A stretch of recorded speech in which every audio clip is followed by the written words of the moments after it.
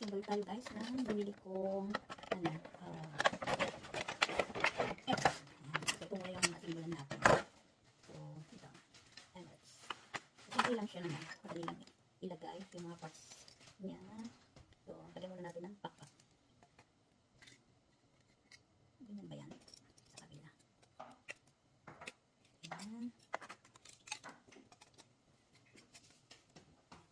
Then, tapos ilalagay natin itong, ano bang tawag dito?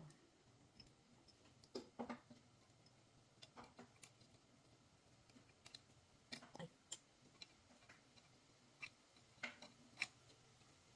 Hindi ko na lang guys. Ganun pala yun. Naman. Tapos, isa.